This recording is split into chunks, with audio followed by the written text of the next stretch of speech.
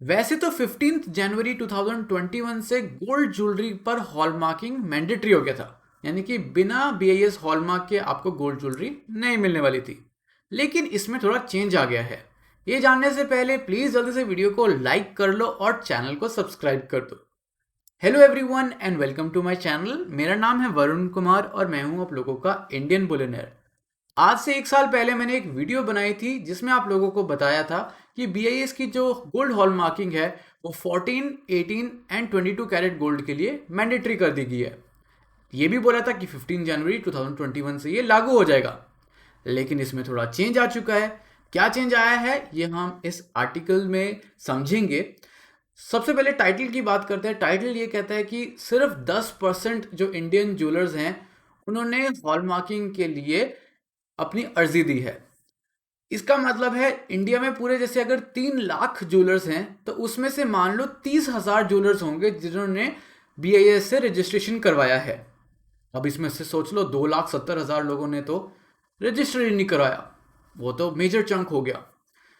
इसमें ये सोचते सोचते सरकार ने क्या किया, क्योंकि अब सरकार बीआईएस के साथ काम कर रही है। पहले जब 2000 में इंडिया में पहले गोल्ड हॉलमार्किंग शुरू हुई थी तब तो ऐसा कुछ मैंडेटरी नहीं हुआ था, ना ही सरकार इतना पुश करती थी। बस एडवर्टाइज करते थे कि hallmark jewellery he low and all.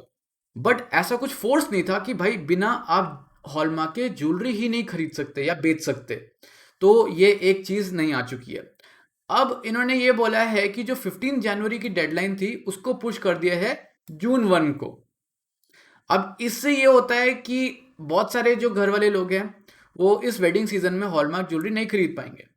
अब क्या है कि अगर आप ये सोच के चल रहे थे कि 15 जनवरी से हमें हॉलमार्क ज्वेलरी मिलेगी तो आपको ये सोचना पड़ेगा कि मैंडेटरी, यानी कि अगर कोई स्पेसिफिक दुकान जो नहीं दे रही है उसको जून 1 तक रजिस्ट्रेशन या फिर जून 1 तक उसे वो सामान बेचना पड़ेगा हॉलमार्क के साथ, वरना बिजनेस बंद कर लो। लेकिन एज यूजुअल डेट्स हमारी आगे जाई जा रही हैं and we are not sure कि पैंडेमिक के बाद कितने बिजनेसेस हैं जिन्होंने रिकवर करके लाइसेंस ले लिया है या आगे लेना है।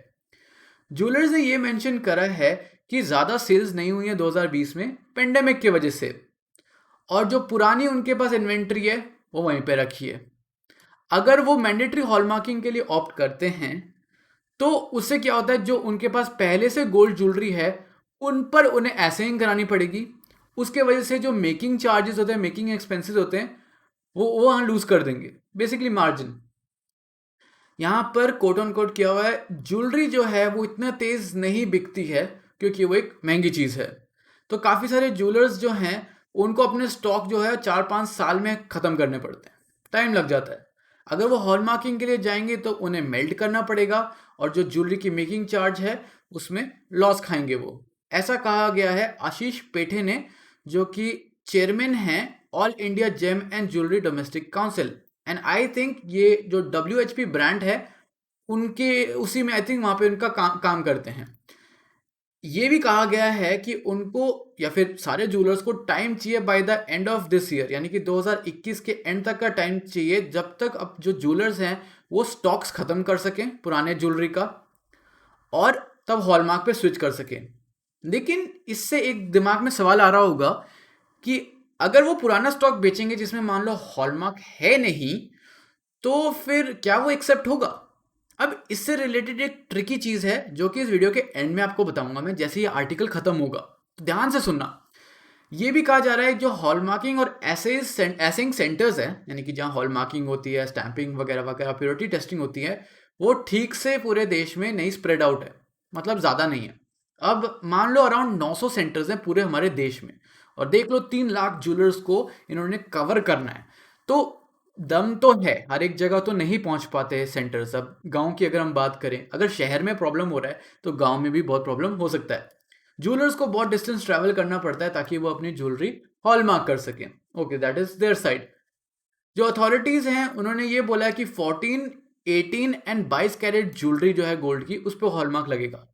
लेकिन महाराष्ट्र में जो ब्राइड्स होती हैं उनको 23 और 24 कैरेट की प्योर ज्वेलरी भी दी जाती है एज स्त्रीधन।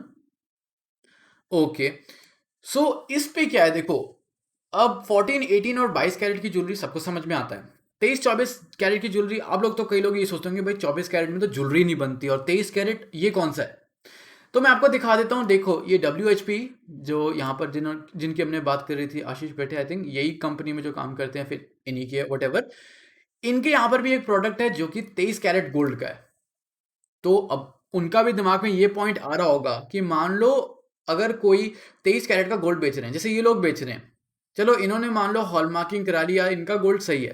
कोई और ज्वेलर है जो 23 कैरेट का गोल्ड ज्वेलरी बेच रहा है, लेकिन उसका शायद इम्प्योर हो, और BIS ने ये तो बोला नहीं कि हॉलमार्किंग कंपलसरी है 23 कैरेट या 24 कैरेट के लिए, तो उनके पास जो गोल्ड जाने के चांसेस हैं, अगर उसमें इम्प्योरिटी हुई तो फिर वहां पे कस्टमर तो कुछ कह नहीं सकता, बिकॉज BIS के अंडर नहीं है, उनको कंज्यूमर कोर्ट से लड़ना पड़ेगा। अब यहां पर अगर इनका सही है, फिर भी वो कह रहे हैं कि इसको हॉलमार्क करना चाहिए, देन आई थिंक बात में दम है। अगर 23 और 24 कैरेट नॉर्मलाइज हो गई है इंडिया में, जो कि नहीं हुई है और रेयर है, बिकॉज एक ये चीज़ है वेदनी, आई होप ठीक से प्रोनाउंस कर रहा हूँ, ये जो है ये 23.5 कैरेट की है, 985। अभी भी लोग सोच रहे होंगे ये तो एग्जिस्ट ही नहीं करता। ये एग्जिस्ट करता है, ये एक्चुअली आई थिंक महाराष्ट्र में एग्जिस्ट करता है काफ़ी ज़्यादा। इसमें क्या है कि कम से कम मेकिंग चार्जेस होती है, ऐसा कहा जाता है, इसीलिए लोग इसे खरीदते हैं। एंड ये रिंग है, but it's very small, like बच्चों की उंगलियों में आता है। आई थिंक अगर 10 या 20 ग्राम का होगा तो मे भी तब आपके फिट आए। तो यहाँ पर अगर ये हॉलमार्क्ड होगा तो हमें ये कॉन्फिडेंस मिलेगा कि हाँ चलो 23 23.5 कैरेट का है। अब लेकिन 23.5 कैरेट अब ये कहाँ से लाएं? अभी 14, 18 और 22 की बात हो रही थी, 23 और 24 के लिए इन्होंने बोला कि होना चाहिए, लेकिन यहाँ 23.5 भी आ गया। अब ये ज्वेलरी के अंडर ही आता है, इसको हम बुलियन तो नहीं कहेंगे, तो फिर इसका क्या? तो ये एक ड्रामेटिक चीज़ है जो दिमाग में घूम रही है मेरे। तो ऐसा कह रहे हैं फेडरल गवर्नमेंट ने हॉलमार्किंग जो है वो इन क्लासेस के लिए कंपल्सरी नहीं की है, यानी कि 23 और 24। तो महाराष्ट्र में जो हाउस होल्ड्स हैं उनको नॉन हॉलमार्क ज्वेलरी लेनी पड़ेगी। तो अगर वो पूरा, आई डोंट नो वेदनी के अलावा ऐसा क्या क्या और ज्वेलरी में महाराष्ट्र में बिकता है जो कि 23 और 24 में है, पता है आप लोगों को तो प्लीज़ डिस्क्रिप्शन में नीचे कमेंट बॉक्स में बताना, ताकि मैं सोच सकूं, समझ सकूं कि एग्जैक्टली किस चीज़ की बात हो रही है। इन्होंने ये भी मेंशन करा है कि काउंसिल ने रिक्वेस्ट करा है कि 23 और 24 कैरेट को कंपलसरी हॉलमार्किंग में भी डाला जाए। इससे जो है कस्टमर्स को ये गारंटी होगा कि उनको चीट नहीं करा जाएगा जब वो गोल्ड ऑर्नामेंट्स को खरीदने जा रहे हैं, और जब सिमिलर प्योरिटी का खरीदने जाएंगे, जैसा खरीदने जाएंगे वैसा ही मिलेगा। बात में दम है। BIS के अकॉर्डिंग ऐसा है कि 35 रुपीज़ पर आर्टिकल लगता है ज्वेलरी को हॉलमार्क कराने में, and I think this is batch के हिसाब से, जितना ज़्यादा आपका बल्क होगा उसके हिसाब से 35 है या something. I am not entirely sure, वो BIS की वेबसाइट काफ़ी कंफ्यूजिंग है, कभी कुछ लिखा होता है। ये एक और हमें कुछ मिल रहा है एज ऑफ नाउ, मतलब अभी तक 400 टन जो गोल्ड है हमारे 1000 टन कंजम्पशन पे, वो हॉलमार्क्ड है, यानी कि 40% जो है वो हॉलमार्क्ड है, and 60% is still non hallmark, बिना हॉलमार्क के गोल्ड बिक रहा है। गवर्नमेंट को अवेयरनेस स्प्रेड करनी चाहिए कंज्यूमर्स और ज्वेलर्स के साथ साथ, ताकि उनको पता चल सके। अब अगर काफ़ी ज्वेलर्स हो गए उनके तक पहुंचा ही नहीं होगा कि मैंडेटरी हॉलमार्किंग है, तो they are living under a rock, because they don't know. And I think that is the duty of let's say BIS या फिर गवर्नमेंट की, हर एक जगह को पहुंचना चाहिए। सो ये भी एक पॉइंट है। This was said bye former president of Indian association of hallmarking centres, mister Harshad Ajmera.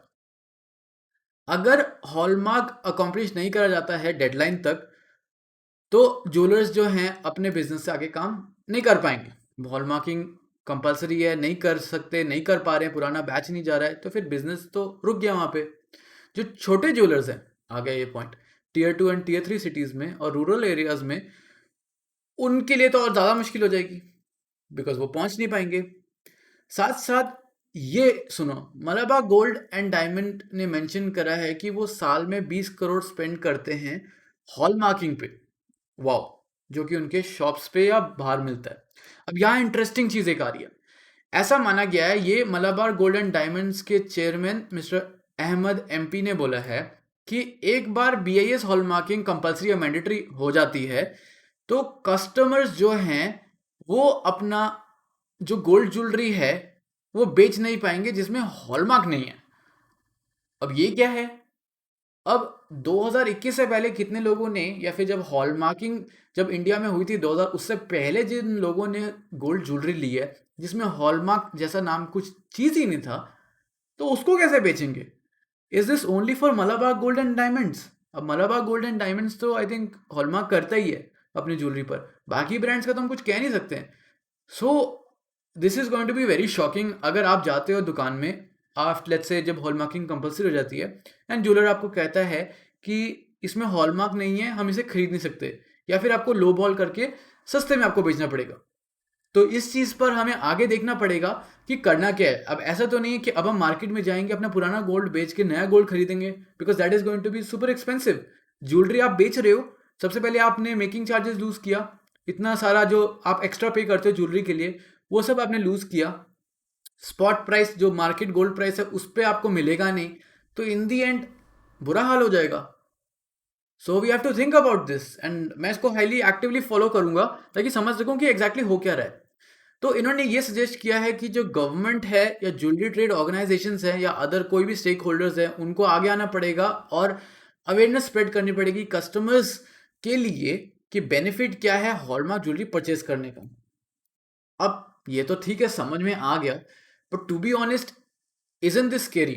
Customers won't be able to resell gold jewelry without hallmarks. Won't be able to resell? I don't think so. That is true. ऐसा तो हो ही नहीं सकता कि जिसपे hallmark लगा ही नहीं हुआ है वो आप बेच ही नहीं पाओगे। सोच सकते हो आप इसके बारे में? बिकॉज मैंने अगर इसको जब ये पढ़ा था I was shocked. I was like ऐसे कैसे हो सकता है, हॉलमार्क नहीं लग रखा है तो बिकेगा नहीं, तो पुरानी ज्वेलरी को लोबॉल करके हम बेचेंगे, या फिर दे आर टेलिंग अस कि भाई पुराना बेच दो नया ले लो हॉलमार्क के साथ अभी अभी। और is this a tactic? What do you think exactly is going on right now? Do you think बेचना सच्ची में ऐसा हो जाएगा अजीब किया, यू लूज मनी?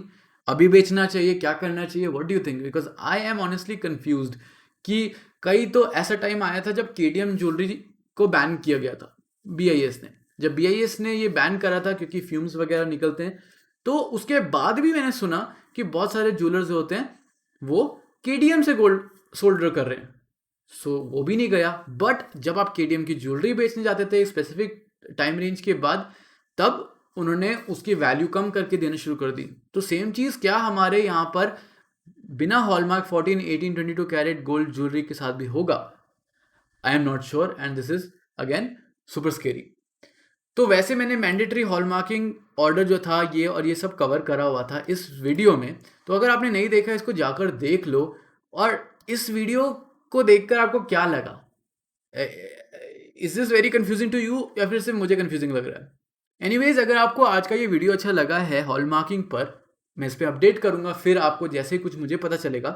तो प्लीज़ जल्दी से वीडियो को लाइक कर दो, नीचे कमेंट करके मुझे ये बताओ कि ये रश तो नहीं करा जा रहा है यहाँ पर? क्या ज्वेलर्स पीछे हट जाएंगे जो कि इतने सारे, जिनमें सिर्फ 10% ही करा है मुश्किल से, बाकी 90% करवाएंगे कि नहीं?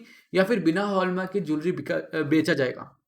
इनके कॉम्प्लिकेशंस क्या है कि बिना हॉलमार्क के ज्वेलरी बेचना, वो भी मैं कवर कर दूंगा इफ़ यू वांट। और बाकी सारी जो भी चीज़ें होंगी मैं मे बी नेक्स्ट वीडियो में करूंगा जो कि हॉलमार्किंग से रिलेटेड होगा। बट डेफिनेटली जून में जब हॉलमार्किंग अगर कंपलसरी होगी इस साल, तो उस पर भी हम बात ज़रूर करेंगे। कमेंट करने के बाद प्लीज़ वीडियो को शेयर करें अपने फ्रेंड्स एंड फैमिली के साथ जिनको मे बी गोल्ड ज्वेलरी खरीदनी थी है, लेकिन हॉलमार्किंग का नहीं पता था कि हॉलमार्किंग मैंडेटरी हो गई है और इसकी डेट फिर एक्सटेंड हो गई है, तो क्या करना चाहिए इन पे। इन दी एंड प्लीज़ चैनल को सब्सक्राइब कर दो, it helps me a lot. और बेल आइकन को क्लिक कर लो क्योंकि जब भी मैं कोई वीडियो डालूंगा आप लोगों को तुरंत नोटिफिकेशन आ जाना चाहिए अगर आपने नोटिफिकेशन ऑन करा है। सो इन दी एंड, थैंक्स फॉर वॉचिंग।